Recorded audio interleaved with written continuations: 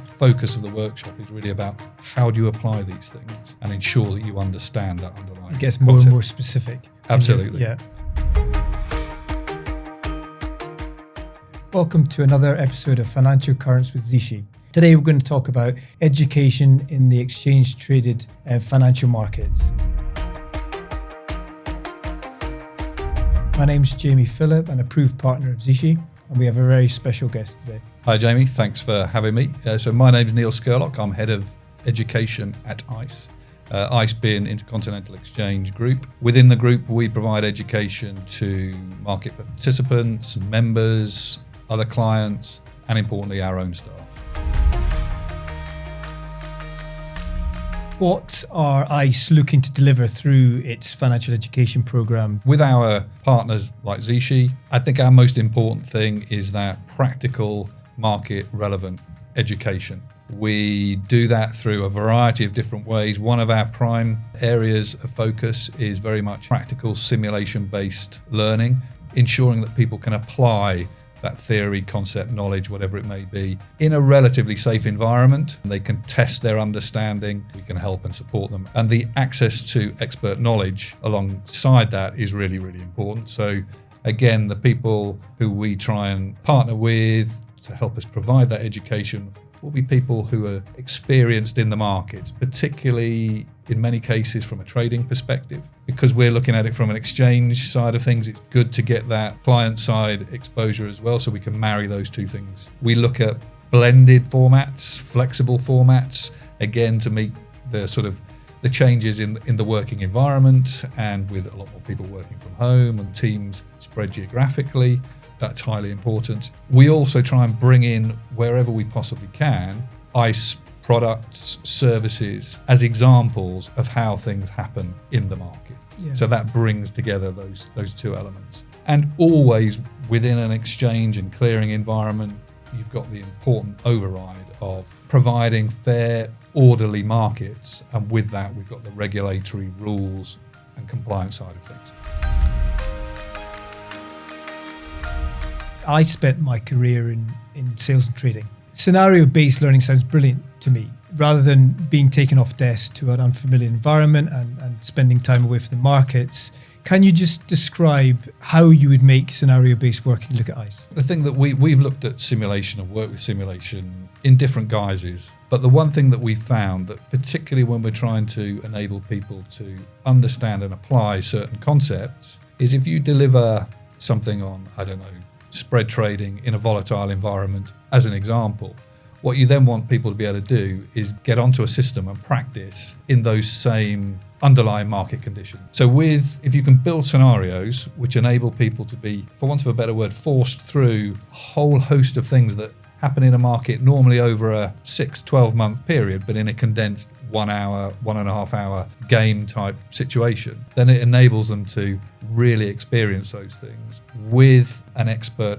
providing that coaching, guidance. So it's a safe environment, you're testing your real understanding of those concepts within those situations. From a learning perspective, it's far more applicable, relevant and meaningful. As practical. So it's practical. So you're practical. So you're there in a simulated environment that is a real-time working environment. Yeah. Which again, during my career, seen some struggles in applying theoretical learning in the workplace. But I think what you're describing is a step forward. Is making things much more applicable to your working day. Another term that I heard you use, and I think is again very, very practical and relevant into the sales and trading environment, is the learning in the flow of work. Because I'm thinking about when I was executing trades, when I was trading in real-time markets, you think of learning on the job is great, but if you're able to supplement that with additional prompts and additional learning material while you're working, that to me sounds like a big step forward. I think we're being more deliberate now about how we support that. And there's that concept of what they call the 70-20-10 of learning. 70% of your learning is done on the job, 20% is social, coaching based, and only 10% then is what you call formal learning. We touched on simulation earlier.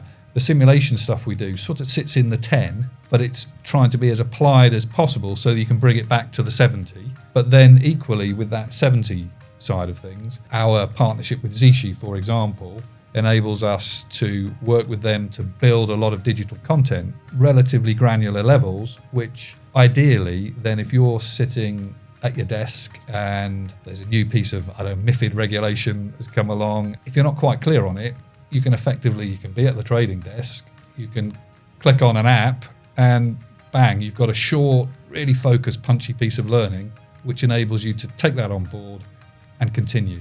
So there's no, I've got to come away from the desk and spend half an hour trying to find out what this is. And that whole concept of trying to predict and help people understand what those key pieces are, how they can link into their ongoing day-to-day work is really important. And we're doing that and thinking about that for our external clients, but equally for our internal staff as well. And you mentioned obviously global organization, hybrid work, learning on the job and learning while you work.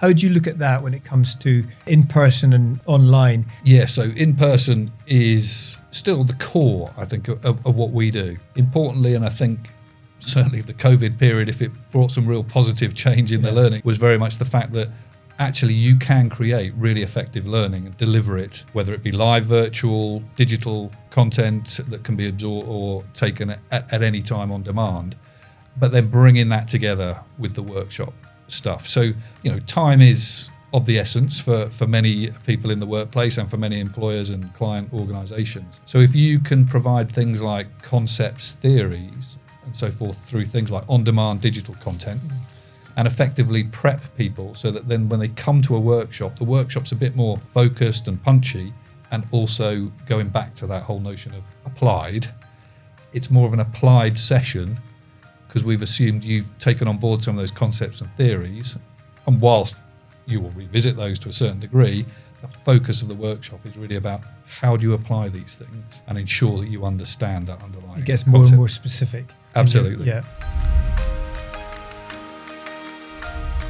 I've found that often learning can be separate. You're probably talking about that 10% you mentioned, but that 10% feels completely removed from the other 90%. What you're describing is trying to bring those things together, so it's much more seamless, it's much more part of your job. So how has that affected that flexibility in your learning program? We have people coming to us, they don't always absolutely know what it is they need. They have a sense of what they need. So AI can help in terms of it can provide that diagnostic aspect so that you can have some form of interface where people are effectively going through a very light assessment type process. And the outcome of that is enabling them to then build their curriculum, their specific learning requirements, which can actually attach or suggest relevant programs which they could go through. Equally, if we think about it from a client-specific perspective, when you're talking to a specific client about a group of individuals they can all go through that.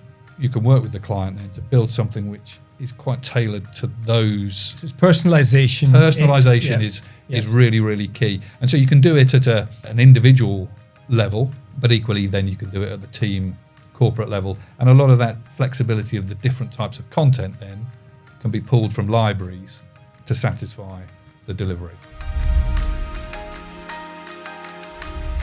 Another term that I've heard a lot of is microlearning. Right. How do you fit that into the ICE learning agenda? The in the flow of learning stuff is very short, bite-sized pieces. And microlearning is another term defining or describing the type of content that you're building to satisfy that type of process. We've done a lot to look at the various areas of knowledge requirement which enable us to deliver the outcomes of what an exchange is trying to deliver to its clients, that fair and orderly markets, regulation and so forth. So where we can, we build small pieces of content, actually using ZISHI very much as a partner to do that can enable us to match those against the requirements of what we're trying to do as a business and ensure that people have access to them whilst they're in the workplace, or we're pulling them out, but we're pulling them out for very short, focused sessions. Because one of the key things about learning, we said the 70-20-10, there's a real key element in there of that social aspect. And if you can get people together in groups within an organization, you've got the benefits of different experiences. You've got that connection of people from different teams and understanding better how those dots are joined. So you get a more inclusive and collaborative approach to learning. Yeah. And it's the best use of time as well. Completely. Well, thanks very much, Neil. I think we've covered a lot of topics today, and Been a thank you pleasure. for joining us. Thank you.